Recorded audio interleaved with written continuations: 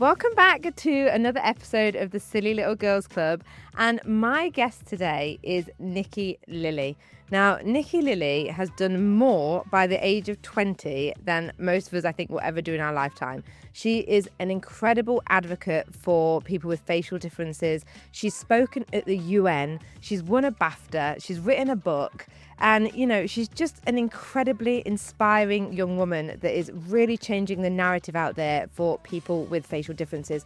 This conversation is so inspiring. It's so important. And I really can't wait for you to listen to it. So let's get into it.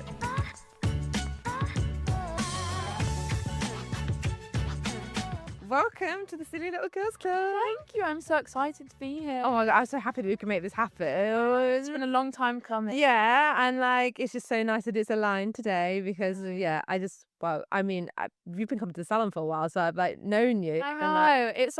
And we followed each other for ages, but it's been this kind of like I've vicariously known you. It's sort of like I've like met you, but I haven't. No, I know. It's so crazy. This is the first time. Literally. It's so strange. I know. I thought that this morning. I was like, have I met Nikki? I'm sure I have. And I was like, actually, no. It just like Message. Yeah. Followed each other. Yeah.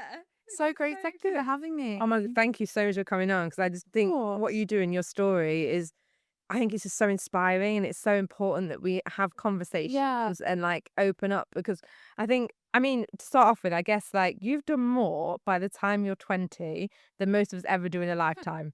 Too kind. Like it's true. Like I feel like we're speaking a minute ago, it's like all these different lives and all these different things. I mean, how would you explain if somebody asked you like what you do? Oh God. Oh, what a question. I would say that it's kind of changed over the years. I feel like now I'm in a place where quite a lot of what I do is advocacy, especially for people with facial differences and disabilities and with my condition.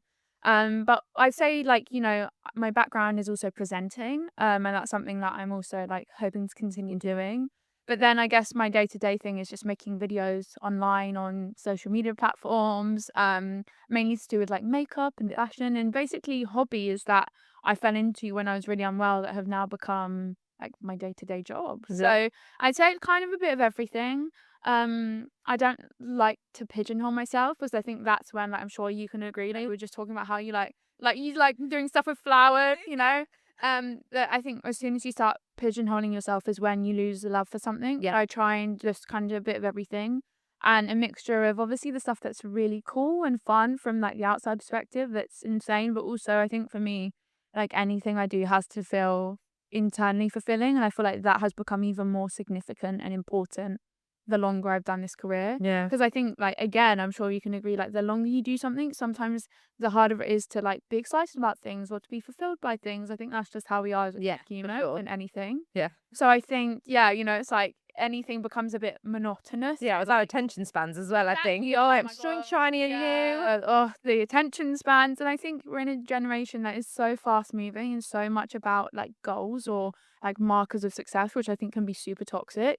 That for me now, I just try and focus on like what is internally like filling my cup and like fulfilling me. And it's not the things that are sparkly and cool necessarily. It's the things that just make a difference in even the smallest ways, you know, through my advocacy and stuff. So I think even when I am doing my makeup videos that on the surface are just like makeup videos, me putting on a lipstick, there's still an advocacy element to it. Absolutely. It's like really inspiring and giving people confidence. And I think that's like, you know, why what you do really resonates with so many people and not just people with facial differences, like everybody. Yeah. Like, you know, everybody struggles with confidence in different things. But like, I think the way you advocate it's so inspiring. Thank you. What is it that sort of really, what made you start like, you know, this sort of, you know, just sharing your journey? Like what was it like a ping moment where you're just like, oh, was it more just fun, I want to share my videos, or was there that, you know, I want to inspire others? Yeah, I think when I first got diagnosed with my condition at 6 years old, I was left feeling so alone and so isolated and so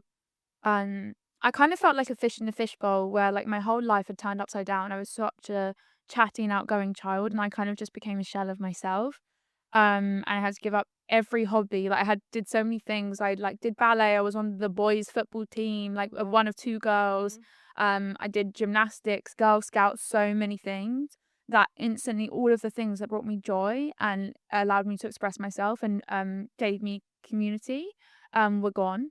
And so I think for me, I would watch like YouTube videos, this was in like 2011, Yeah. 2012. Like I would just watch videos as escapism, just loved watching them, and found like solace in them, especially after I got diagnosed, and especially loved makeup tutorials and things like that, because I thought it was so insane how makeup can transform someone's confidence, rather than it transforming their looks, but just like how they feel. Yeah. I thought that was so special. And so one day I like filmed a video on our like iPad that we shared as a family, like while my brother and sister were at school. It was my time with the iPad. Yeah.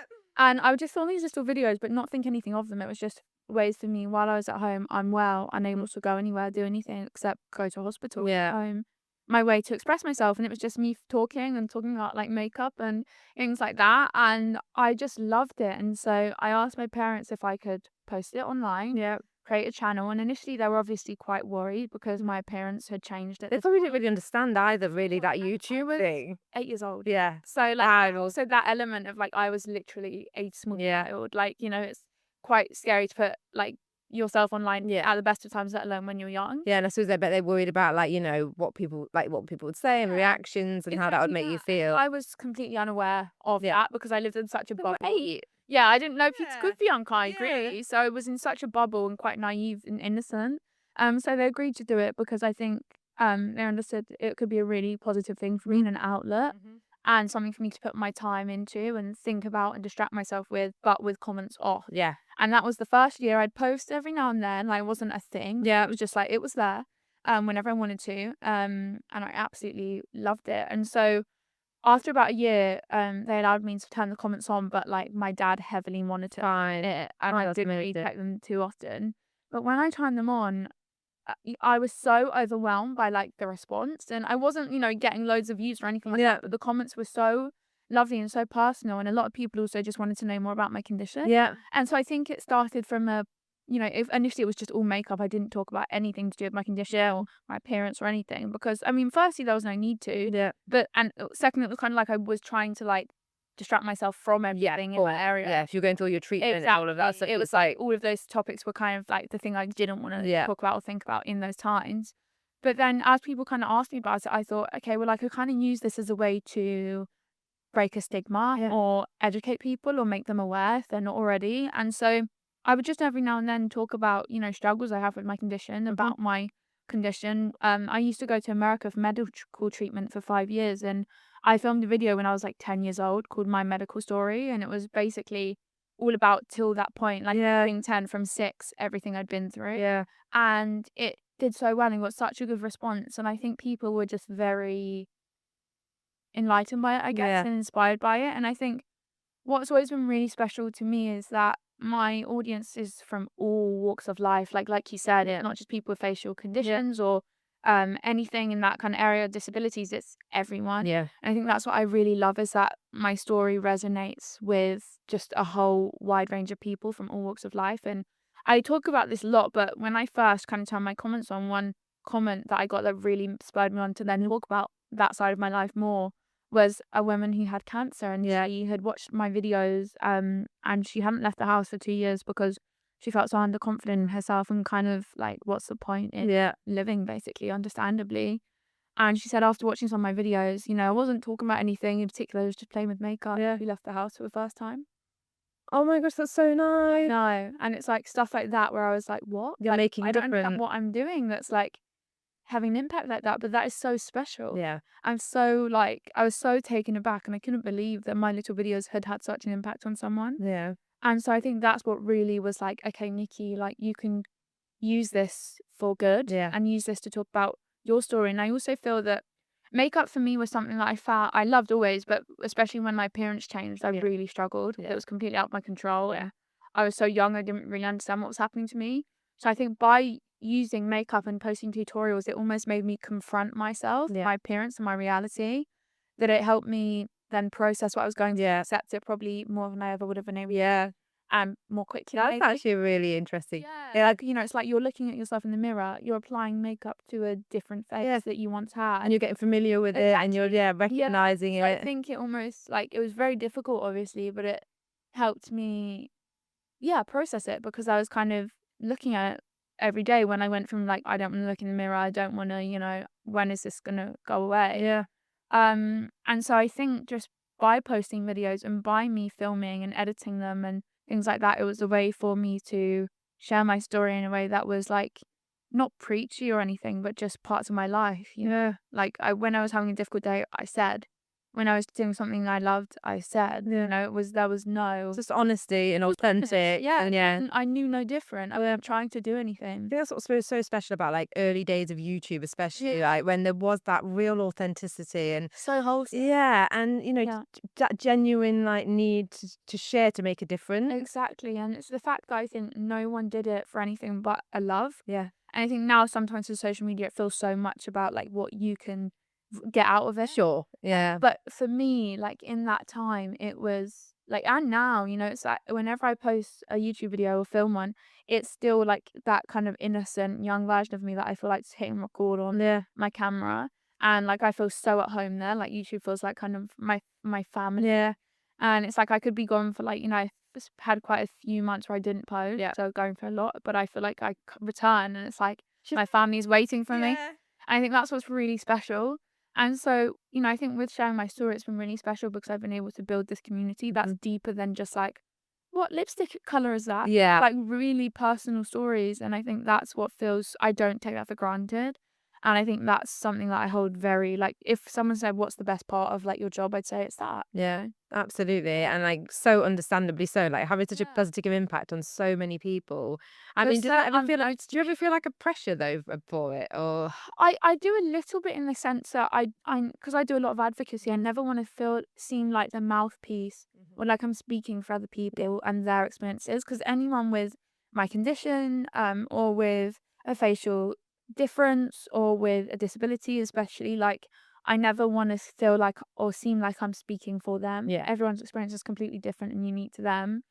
And I guess sometimes the difficulty is that I I can only speak for myself, and whenever I do talk about things, it has to feel very like natural to me and things I'm really passionate about. So there's definitely a pressure in a sense that like, you know, as incredible as it is, I've been able to do what I have, that I kind of need to like pave the way for other people.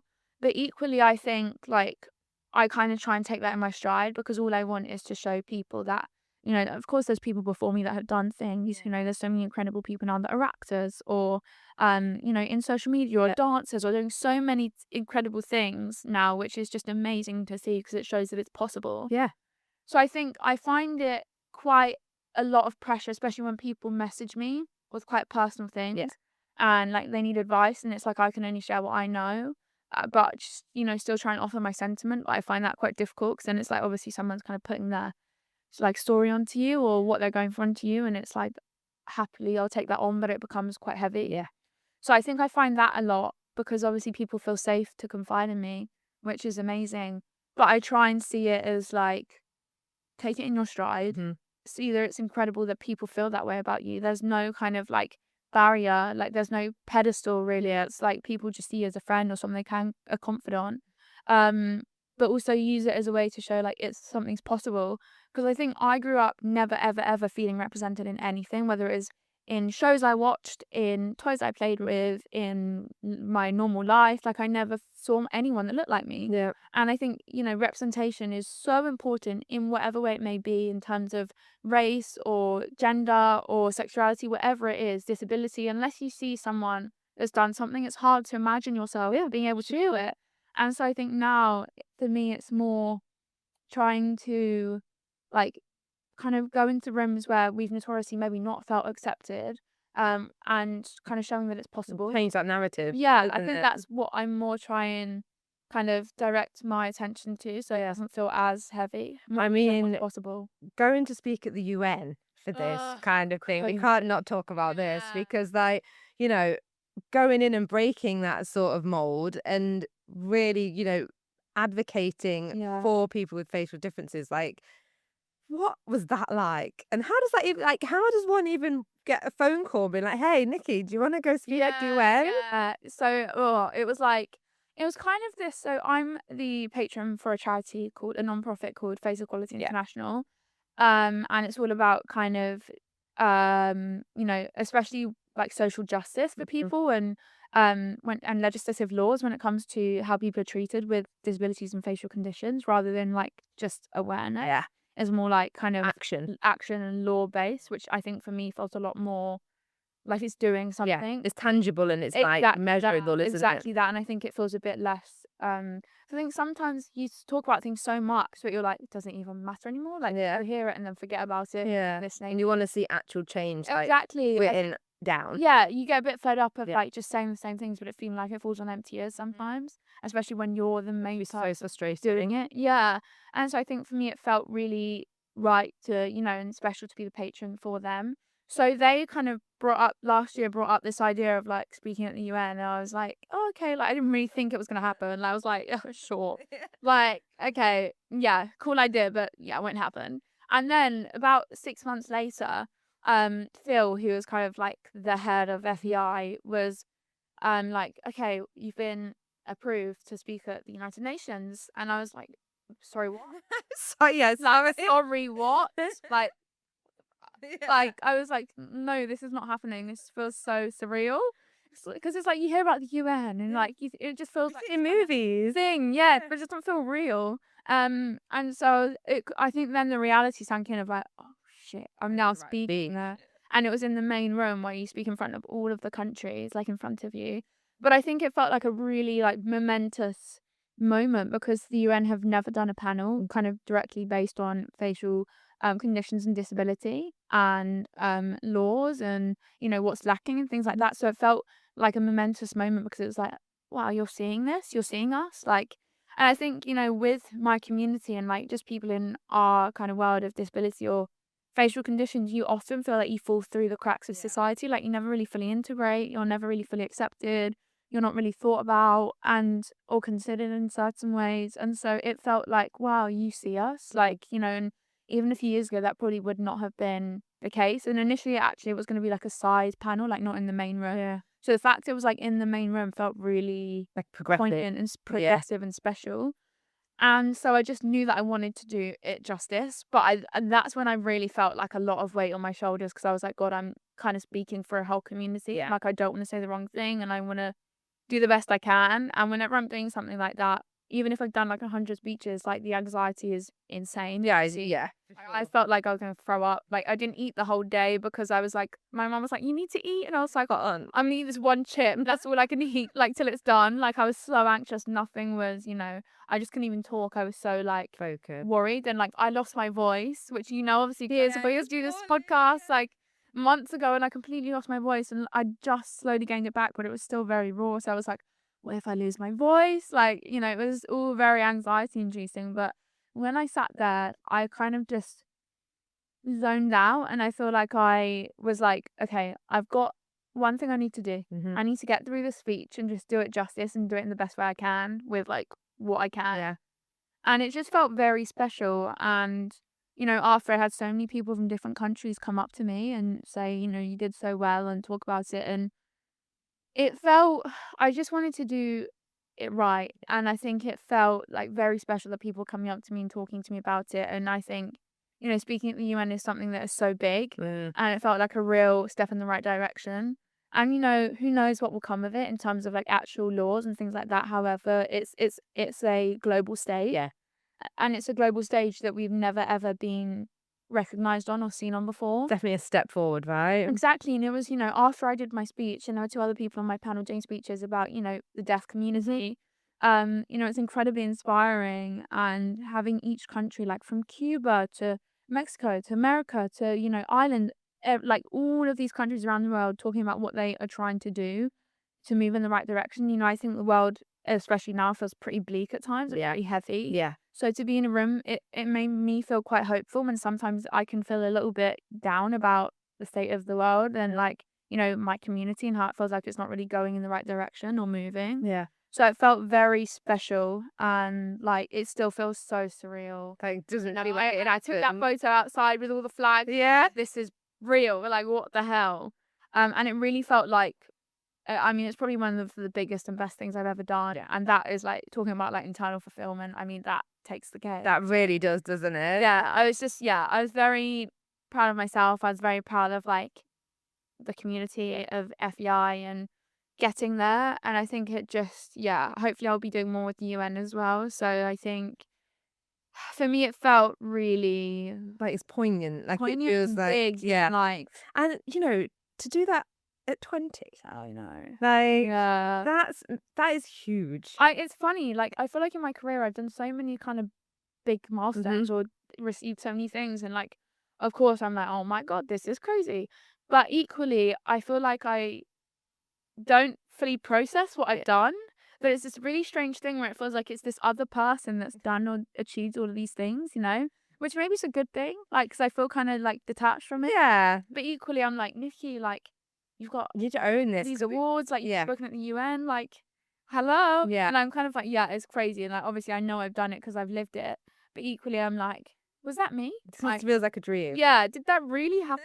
It really happened. Really strange thing. But I feel like maybe that kind of helps because then I can be somewhat removed from it in a way. Yeah, so I guess that's kind of like maybe a coping way to Probably, go. like, It is quite massive, like Yeah. in terms of like a career that spanned like 12 years already. Which is mental. Yeah, it's like a career you started at 8, Yeah, really. 8, Like yeah. that doesn't happen to many people, and I think No. because you're still like going through everything and growing and like Oh this. my God. So you've got that brain on that's going and living life, and then you've got a career brain which people haven't really had to have at your age, really. Yeah. So it's no surprise really. Sometimes it feels a bit disconnected. Yeah, I feel like over the past couple of years, I obviously because I'm known like my name is Nikki, and my middle name is Lily, so my online thing's always been Nikki Lilly.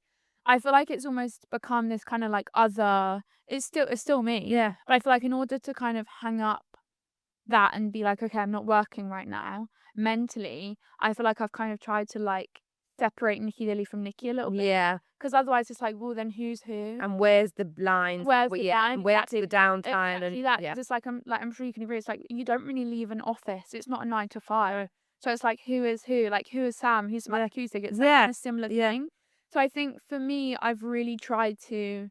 I've been kind of like it's still Nikki Lilly. I'm still Nikki Lilly, but it's like it's a heightened. You're trying to have like boundaries. It's a different version of me, and so it's like the version of you that the public sees, or people that watch you see, versus the version of you that you see or your family sees. And so I think for me that's been really important to separate the two. And I think because I have, it's not like I've been doing tons in this industry from like a very early age. When I was doing YouTube, it was literally just like posting my little bit for a few years. It is growing now, and it starts to snowball, right? And like I see you all over the place doing so many different things. It's crazy. I think I never could have imagined it, and it's I think pretty beautiful because I've like started so innocently, and never in my wildest dreams could I have pictured it. Like for example, like I know you work with Sephora, and I like a month ago or so went with them to Italy, and that looked amazing. It was such a fun trip to go, like mini old castle. Little feedback. I love it. Oh my God, I felt like I was in. Have you seen that Lizzie McGuire film? Oh, when she's at home, I like it was. I was her. Yeah. It was so fun, but it felt like a real. Like it made me really emotional because it felt like a real full circle moment because. I remember I used to watch like American YouTubers and they used to be like, oh, this is what I got from Sephora. Yeah, it was Iowa Halls. It was like the kind of mecca for like people that love makeup. Is like, oh my God, Sephora. Like, oh, I think I've read that you always talk about like when you was going to America for treatment. That's it. You would go to Sephora. That's exactly it. So So whenever I used to go to Denver for medical treatment, and I'd go every 6 to 8 weeks, and it was incredibly difficult. And every time my operation was so taxing, we'd go like about 2 days before my surgery, and there was a mall near like where we were staying, and there was a Sephora. And I remember the first time I went, I was 8 years old. I spent 3 hours in Sephora, like much to my dad's like, oh my God, are we done now? Like, oh, and Dad's always waiting outside Sephora, make me laugh. Actually on his phone, like waiting for me and my mum to be done. But it like, I used to go in there and everyone in there was so friendly and so lovely, and I would just play with makeup and, I didn't like myself, and I've struggled a lot over the years to still accept myself. I talk about acceptance and things, but I think sometimes believing in yourself is really difficult. It's like, you can tell your friends something, but believing in yourself is like another thing. Yeah. And so it was a place where I felt really accepted and like not seen as like an other, just seen as another person. Yeah, just someone that was playing with makeup. Exactly, that's it. Yeah, and so it was like a little escapism for me. And like there's a photo of me that was taken when I'm outside Sephora, like with my bag for the first time. And so that felt so insane. Yeah. And none of these experiences ever become normal. And I think that's what's so important, is to really be like, oh, look where you are. That's when you should reflect. But Just be like, yeah, it's so tricky sometimes to like take in where you've come from, and like how, far you've come as well, So I think that felt like a really special moment. Or like last year I went to New York with Mac. Yeah. And when I was younger, I used to go to the Mac shop and get a lipstick every time. Like when I was, do you remember like, Mac, where you take like your 5 empties and you get a free one? I remember I'd get like these lipsticks and like I'd save up for them. And, Yeah. because obviously it's not the cheapest, but like I would go to the mall as well and like go to the Mac shop and spend ages in there. And I remember I got my makeup done in there once by the team. Yeah. Like things like that, where it's like, okay, Made a big difference. and now I'm working with the actual brand as like a true fan. Yeah. And in times where it really helped me, I think it's this really It's crazy special. thing and special thing. Yeah. Like it never becomes normal to me. But it's like sometimes I struggle a bit being present, and so I really in those times try and be like, Nikki, Yeah. this You is need to enjoy this. yeah, exactly. Like, take it all in. Yeah, because this is one of those things, never in your wildest dreams would Not you at all. thought that would happen. And No. I think you can never really undervalue like that sort of, people seeing you, and that almost like escapism that they offer, and that safe space, like, and that doesn't happen with a lot of brands. No, it doesn't. And it's like it's almost a haven. And I think it was brands and places where nothing was wrong or nothing was the mold. Yeah.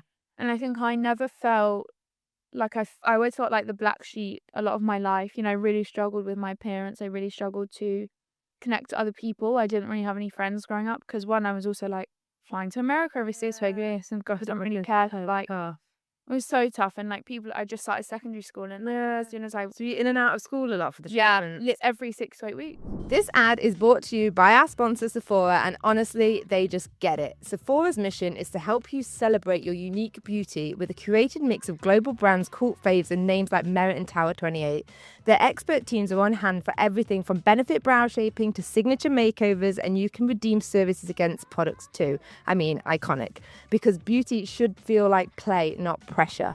Is that because they didn't do the treatments that you needed here? Yeah. No. Wow. So I had 9 treatments in the UK for about 2 years, and then they were like, it was also years ago before there was any development of the drugs or things like that. We're in a much better place now, but it's still very slow. But yeah, there was like nothing they could really offer me after the 9, and my health was getting even worse. And they were like, yeah, this is what we can offer you. And that was like at the best children's hospital, like one of the world.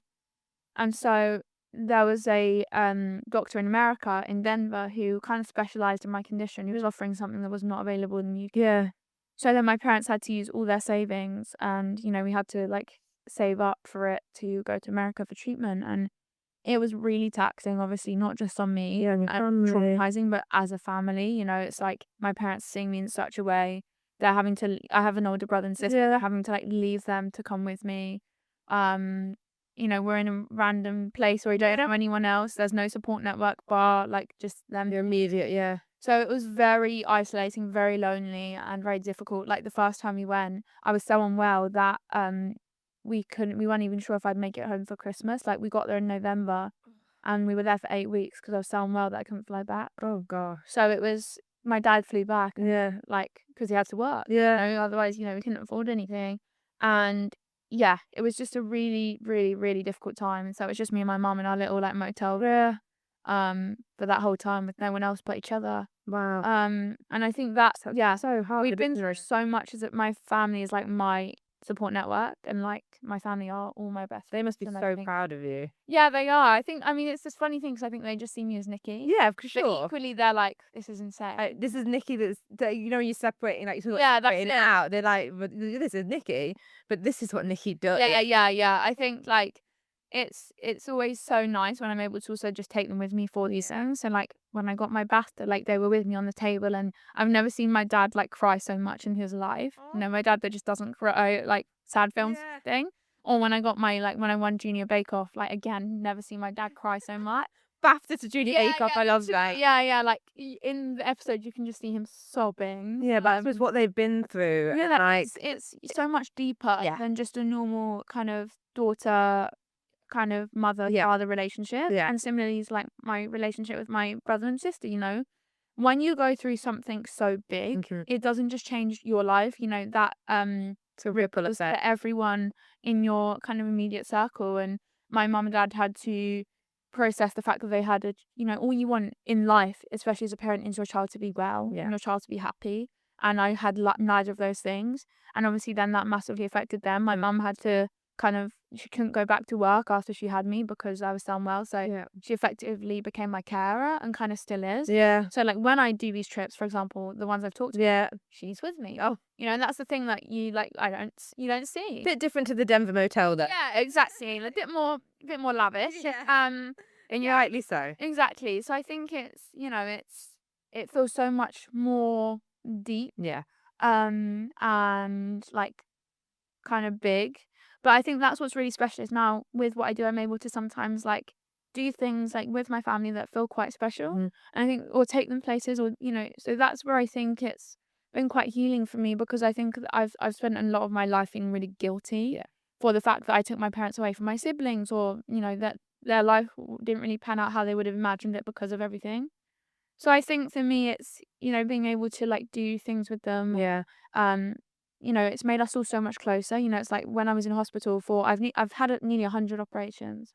Yes, exactly. So it's like when I was in hospital, it's like my mum or dad are by my bedside. And are you able to have some of those in the UK now? Yeah, I mean, I have like kind of preventative, because one of my biggest and the worst parts of my condition is I get bleeds. Like Right. I've had like such bad bleeds before that I've been in a coma. Yeah, so it's like there's a lot of trauma. Yeah. So I think for me it's like now everything's preventative. Luckily, like I'm a bit more stable, but when I was really unstable, it's like we never knew, and there's no warning when a nosebleed happens like that I was constantly in this fight or flight mode. I kind of still am, Kind of always worrying about it. sure, like I'm always carry tissues with me. I'm always in this fight or flight.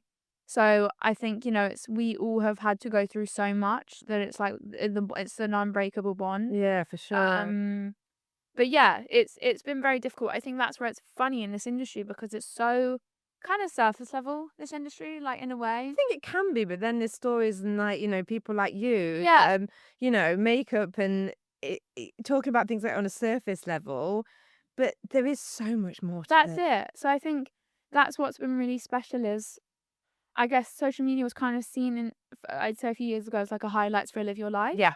And it somewhat still is that. It's a highlights reel of your achievements in work or in life or what you're doing or whatever it is, It can be seen as picture perfect, which I think can be quite detrimental. Yeah, as someone absolutely. perceiving that Comparison thing that people my do, God, and it's it's so difficult. We were kind of talking about that before, like how it's hard to stop and appreciate like where we're at, because you're always like, okay, now the next thing, it's how we are in life. I think we're always chasing something more. So I think for me, it's like I've always wanted to try and redefine what social media means to me. And what I get out of it is not external, it's massively internalized, like how it helps me and fulfills me. But equally, like I do videos where it's like, come with me to have a surgery. Yeah. Because that's real. Yeah. And for people that haven't had surgeries before, it's an insight into that. And like, wow, I never knew it was like this. But also for people that do have surgeries, it's like, I see you. Yeah. I'm going through this. Yes, I was just on like the red carpet in Cannes. Yeah. But I'm also like still struggling with my day-to-day things. Exactly. But my tissues in my bag, and I'm like, and me waiting for me in my hotel room, in case anything happens. So I think it's this like massive kind of double-edged sword. But I've always tried to keep it as real as I can. Obviously, there has to be a barrier, like what's mine. Yeah. And sometimes it is difficult because it's the most kind of difficult part of my life. But I'll always try and share it in a way that feels right to me. Yeah. And that's all that anyone can really ask for. Like so people, I think, feel less alone. Yeah.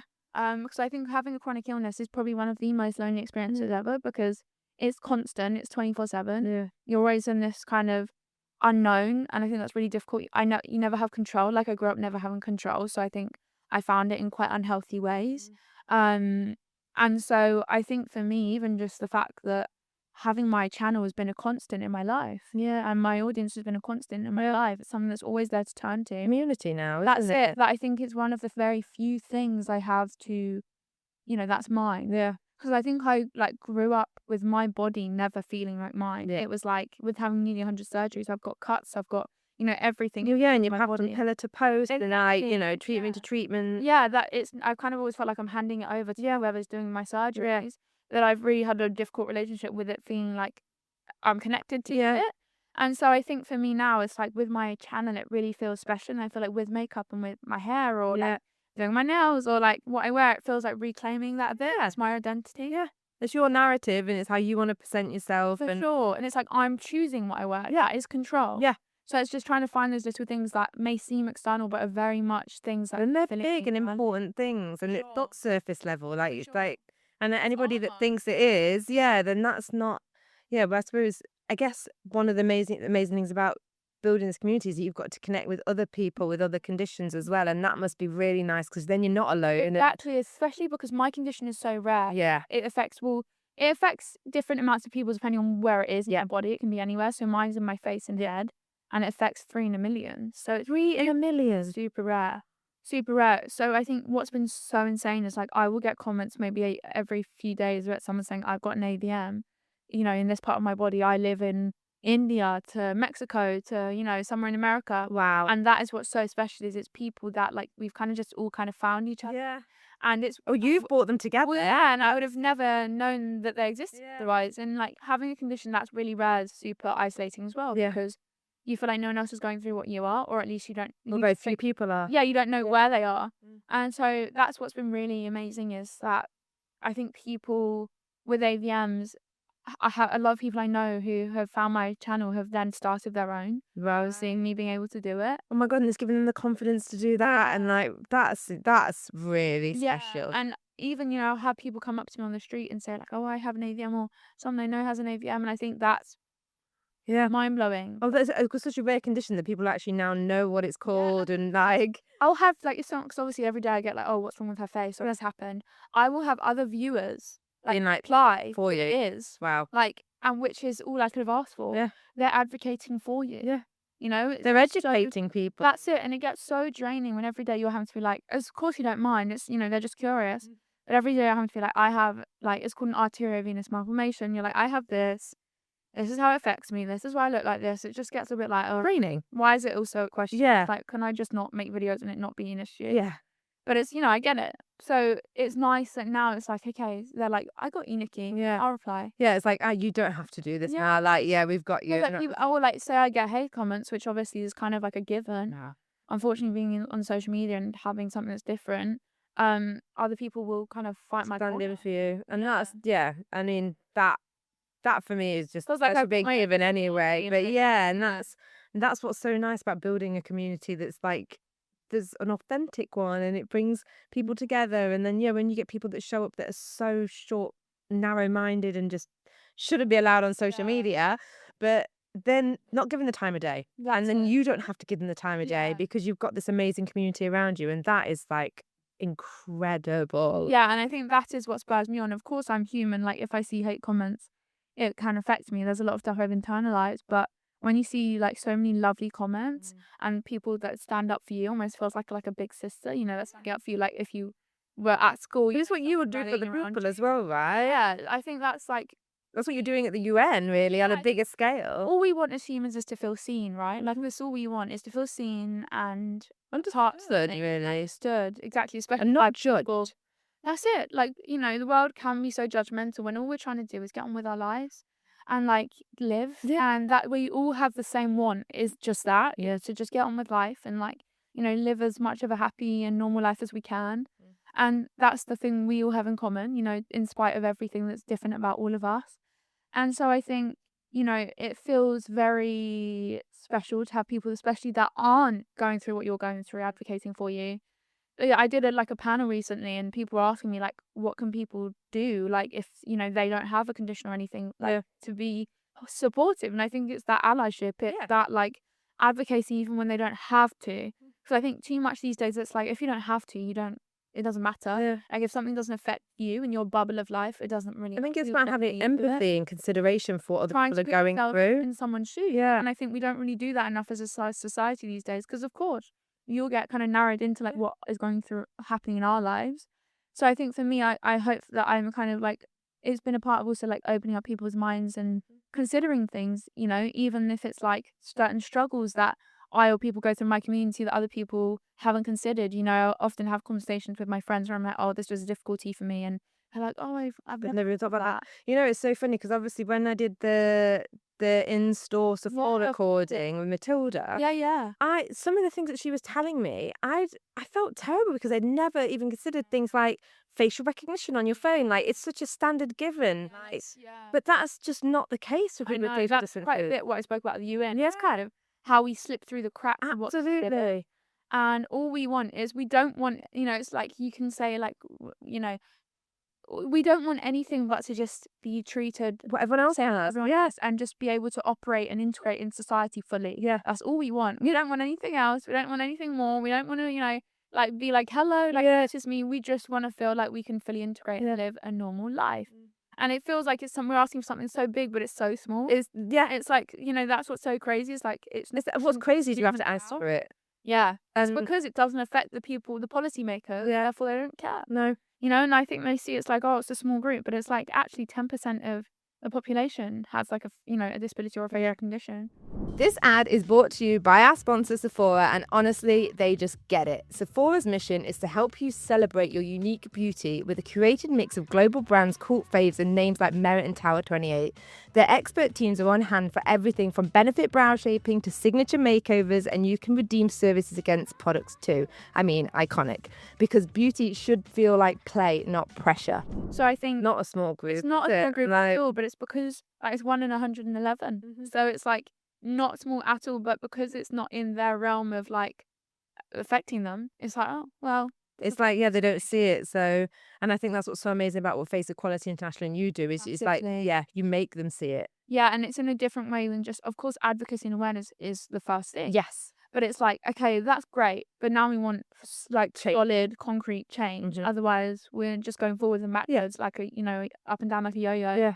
In like what's cared about. And so, I think for me, that's what like keeps me going. Is I think sometimes it's difficult to have hope and things changing for the better. Yeah. So when you have talks about policies or changes in that way, it helps you feel like there's a hope. Yeah. And there's consideration and things like that. It's even people not being able to get certain jobs because of their appearance, and them not being able to make a living, therefore not being able to live their life fully. So that's all we want, to live life fully, and our conditions are the least interesting thing about us. But it's like such a barrier to entry of society, and that's what's so difficult, is that there's nothing we can say or do that can change people's minds sometimes, if they're already so close-minded about People are something. just so stuck on surface level bullshit. And aren't everyone they? wants to box you. Yeah. And if you don't fit in a box, that makes them uncomfortable. Yeah. Because they don't know it. So I'm really good friends with Katie Piper. Yeah. And I remember I interviewed her a few years ago I had an interview series, and she was saying how the more you see difference, the more normalized it becomes. And so it's about us having the opportunities, like being on carpets or representing or whatever it may be, where that normalizes it. And so it's like if you see someone, then next time it's like, oh yeah, I've seen that before. Yeah. I know that. That's normal. But if you don't see something, you don't know that. Yeah. Therefore, it becomes like this ostracized, like scary thing. Yeah. Because difference in society is seen as scary because it's unknown. It's just, when when you have these conversations, and it is so glaringly obvious. Like, And it's not complicated. no. That's the thing. But it's what's so, I think, difficult is when it's an issue so much bigger than you, and there's only so much that I can do. Yeah. It's like I'm not a policy. You're doing the damn most though, and you're I'm doing a trying. great job. But it's like when you're not I'm not the policy maker. Yeah. I'm not like a politician. I'm not up there, being able to change laws or change things or like, But I feel like you definitely should. You should recognize that you are having a big impact on that. And, Yeah. I know it sounds silly, like you say like going to Cannes and doing all these different things, but the deeper level of what you're doing there. Why I do it. Really. Yeah. Yeah. Yeah. Pretty dresses help. Like size dress up, play dress up, but Fundamentally. I'll be like shit scared. Yeah. And it's like for me, it's like okay, we'll think about like Why am I putting myself through this? And the reason is much and I bigger than think yourself. when I went to Cannes, it had such a crazy response. Like I was saying, Yeah.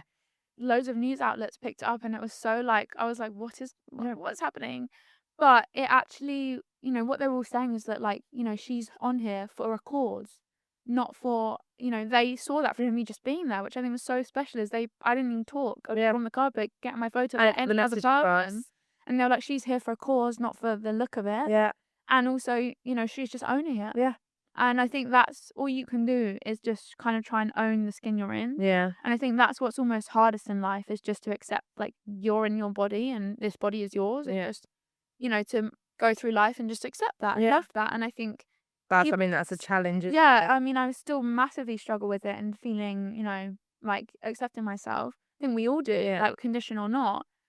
So I think the fact that like I just kind of was like, okay, like you've got this, like just do it, like, and that was seen to other people, just shows you that conversations can be started without even doing anything. Yeah. It's you just Showing up. sometimes. Yeah, just showing Showing up. up, especially when you feel like maybe there aren't other people that look like you, and maybe you do feel like the only person, and that is difficult. But next year, hopefully, there'll be more people, and that's the point, isn't it? Exactly. So it's like the door is slammed shut for us. But if I can even just like slightly kind of open it a little bit, like any minority or any kick it there, they will next time it's a bit more. Yeah. No? I need that Shania Twain where it's like, let's go, girls, and they kick the door down, and that's it. She's here to Yeah. And I feel that's the energy that you bring. Yeah, exactly. And I think the biggest and best thing you can do is just trying to own who you are wholly. And I feel like that's like my biggest kind of thing for myself now in life, is just trying to accept like this is me, this is my personality, this is my good, my bad, my ugly, whatever it is, and being like, okay, that's me. Yeah. And trying, when you accept that and like fully kind of embrace that, is when I think you like flourish. Yeah. Really, You do. And I think it is that freedom and that liberation and that For like sure. shedding that restraint. That confinement, especially when I don't know about you, but at school I felt so confined. Like, I think especially because I did not like myself at all. I was like, all I want to do was be accepted and liked by other people. I was never popular. I was never chosen by like boys or friendships or anything. That massively was internalized by me. I think I still hold a lot of that. Oh, yeah. Massively. Like, I think, well, there are formative years. for sure. Like they really are, and it's crazy how much that affects you long term. No. But I feel like it's really special because obviously I've chronicled me growing up online. Yeah. And it's really kind of special watching Your journey. come into myself. You've literally grown up online. Yeah, and it's like, in a good and a bad. Yeah, I see my awkward faces, I see my cringe faces. If you go back and watch those videos, you're like, oh God. Do you look at some of the makeup looks and you're like, what was I doing? I was like, I didn't even know what I was doing. No, like I look at stuff and I was like, I was talking like I was a makeup artist, but I like couldn't. I was literally putting on orange foundation. Yeah, but just having a good time, isn't it? I owned it, and it's like I feel like in life you go through like being a child where like you just own who you are, and there's no like airs or graces. You are who you are. There's no sugarcoating. Like you own that because you don't know like outside opinion. But then as you open yourself up, or your surest self. Mm. And then when you kind of grow up and when you get more outside opinion, and when your opinion changes to me or things like that, you kind of become. I felt like I became a shell of myself, because I changed completely as a person, but also like as soon as outside kind of thoughts and conversations and attitudes come in, you completely kind of lose your identity, especially at school when certain things are cool, certain things are not, certain things are this, certain things are that you really are like, okay, wait, who am I? Like, I remember, like, I'd force myself to listen to certain music I didn't even like. Like, you think I'm going to be cool like that? Yeah. It's like, well, if I never get invited. Picking clothes that you think people like following trends. I don't even like these. So I remember buying this tracksuit and I was like, I don't even like this. Yeah. That's not me. But it's like, well, I need to fit in. To fit in. That's the thing. It's not obviously on the same scale at all as what you went through, but like when I was younger, I was ginger. Like I've got ginger hair. Yeah. And as soon as I got to 13 and my mum would let me dye it brown, because I was so bullied by kids. Which is mental, because it's different. It's different. And it's like, and it's taken me now, what am I, 37, to finally grow out my colour and like have natural hair. And like, and I'm like, why on earth for so many years did I just hide that? And it's like, it's completely not, I don't say on the same scale, but it's, that everyone can relate to it. You were probably one of the if not very few people that had ginger hair. It was like one of the ginger kid. And that is the thing that like should have been embraced, because that should make little assholes. They are. They're assholes. And also I just feel like their parents don't do enough due diligence. Literally. And it's like educating parents more as well. That's it. But it's like, what? You're a fully grown adult. Like your child, I'm like, okay. But it's like, especially when I, because I became a recluse when my appearance changed, because I'd get stared at. Like, I found it really difficult. I didn't leave my house. Yeah. Children would like whisper to each other, or their parents make comments. I felt so uncomfortable. But I'm like, you're a parent. You're here with your child while they're making you feel uncomfortable. Whereas it also and let you do it. letting them do it and not even saying anything. But what's interesting, I find with children, especially younger ones, when they're not with their parents, they'll ask questions. Yeah. Because they won't know anything and they want to educate themselves. So they're curious. So they'll be like, hey, Nikki, you know, what is your condition? Or however kids want to phrase it. Yeah.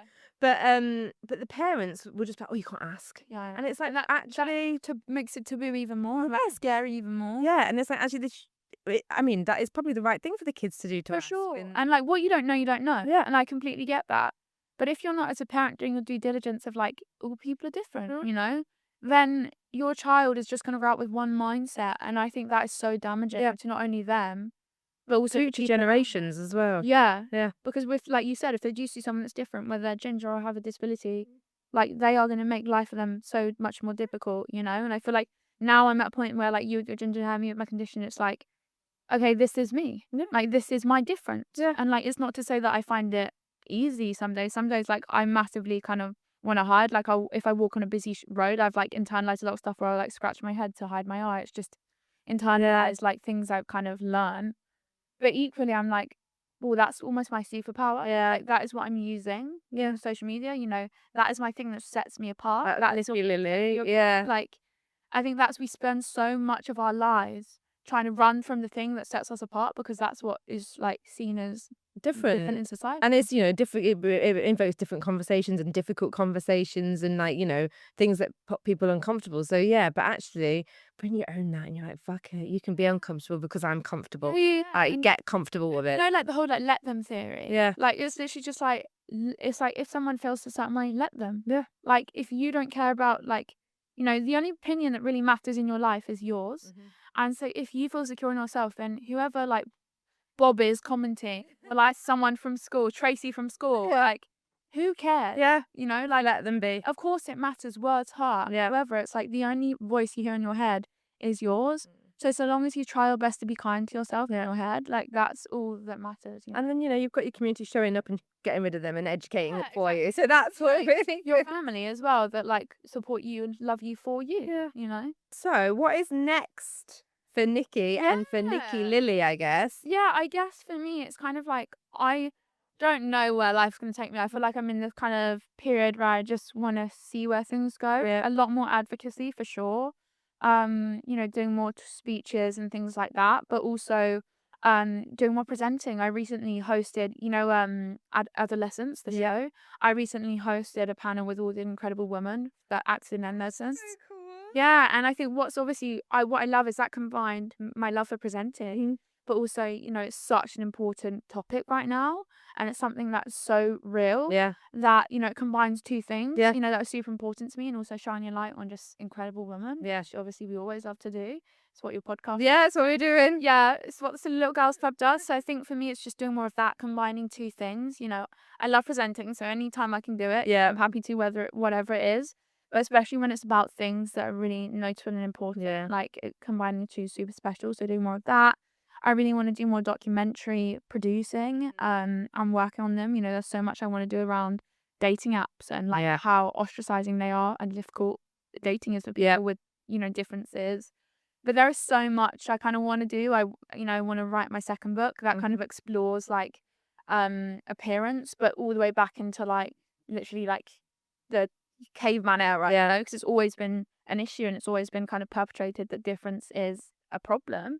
So I think for me, I really love to do that, exploring the history of appearance and like why it's become so important. God, you're just hearing you wrap this up, like it's like you're 20, BAFTA book, like presenter, like this. I feel like I've got like I think because of what I've been through, like I've got the mentality of like an 80-year-old. Yeah, you definitely are. But sure, I'm an old soul. Like it sounds so like saying that, but I definitely am. Like, growing up, I always like if I ever had friends growing up, like if they came round and then their parents came to pick them up, I'd have a better conversation with their parents. Like I was always that person, and even like my mom, like is one of my best friends. Like I think it's like I'm always, you know. I think, you know, when you go through something like this, it makes you grow up. You know, makes you grow up even if you don't want to. It does. And I think that's what's really difficult is I've lost a lot of innocent childhood experiences, a lot of things I've not had. You know, I haven't, not really have to go to university, but I haven't gone to university. I barely was at school. I didn't go to really parties growing up. Like, I've not done normal child things. But you're on your own path. Like, you know, things that you do feel a bit like you miss out on. Yeah. And so I feel like Yeah, I struggled with that more like growing up, but I think I've learned a lot of life lessons that a lot of people don't really learn. Yeah, and they don't get to it. Exactly. And a lot of in a lot of my life, I haven't had very much to be grateful for sometimes, because if I've been really unwell, but then you begin to be grateful for those really tiny things. You know, you find beauty in very small, mundane things. The sunset, like, it sounds so stupid, but like, It doesn't sound stupid. It's it's like amazing. you find beauty in things that maybe people don't take in. But people overlook, Appreciate. and they For they sure. don't think about those things. For sure. That's honestly amazing. I've got a few quick fire wrap Hey, up questions. I'm not gonna ramble now, I promise. No, you're fine.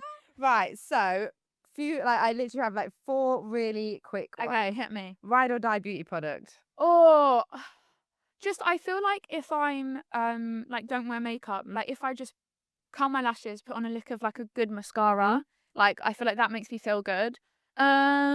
But then I also can't live without, obviously, because my hair's coloured. Yeah. I have this like coloured mask.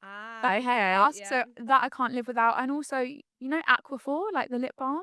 No. Oh my god! So there's this lip balm called Aquaphor. They mainly sell it in America. Okay. But it's this like healing ointment. It's a bit like Elizabeth Arden, like eye cream, and I'll put it everywhere. Like, Okay. I get like eczema, so I'll put it on my hands. I'll put it on my lips, And it's I'll like a put it hero everywhere. product. Yeah, I used to be on Accutane. Okay. So like Yeah. Aquaphor was my savior. Oh, so I put it everywhere. Oh, look at that one. Okay. Yeah. Current beauty trend that you're obsessed with. I think I just love that we're in an age of less is more. Like, I feel like now I'm not trying to like pack on my face and make it obvious I'm wearing makeup. Like, obviously you can tell, but it's like it's enhancing rather than like covering, and that's always been makeup for me. But I feel like now it's like we're all embracing that. Oh yeah, and that's more about skincare. Yeah, like it is all about that, isn't it? Yeah, it's like enhancement. Less is more, which I'm We'll enjoying. take that one. Dream collaboration. Oh, like with a brand or with a person? Probably. Let's do both. Okay, with a brand. My dream collaboration sounds really random is Barbie. That's Because Barbie's doing like so much with like there's quite a lot of disabled Barbies out in a wheelchair. They've got a blind Barbie. Yeah. They've got a Down syndrome Barbie. Yeah. Incredible. Yeah. But they've never really changed Barbie's face. Yeah. And obviously, like I said, growing up, I never had anything To represent you. And I also think a lot of this is not a quick fire question. I also think that children like learn with toys. Yeah, for sure. And so I think if you were handed a Barbie that happened to have visible difference, but it was just another Barbie, that's normal already. Yeah. So Barbie for me is a massive one. That's perfect. Yeah. That would actually, we need to get onto Mattel. Is it still Mattel that own Barbie? Come on. Barbie, give Nikki a player. Ring me. And then finally, the advice that you would give to 13-year-old Nikki. I think 13-year-old Nikki was so like trying to run away from herself, like wanted to be nothing that I was. I really didn't like myself. So I think it would just be like, you have no idea how much power you hold. And I think, you can only believe it when you fully believe it. So it's even if I told myself this, I don't know if I'd fully feel it, but I think it's like, trust that things will work out, and trust that your things that you're running away from will end up being your things that kind of are your superpower. Yeah. So just trust yourself and trust the journey, I guess. That's perfect. Oh, well, thank you so much for coming on the podcast. I'm so sorry for just rambling at you. I know it's perfect. Everything you have to say has such like gravitas and such value. So thank you for rambling. No, and I like also quickly, I was going to say like the first time I dyed my hair this color was at your salon. Yeah. And I think that's like also so like special because my hair is a massive. Oh my god, yeah, but you should have always been copper. I know, like it's your colour. I know.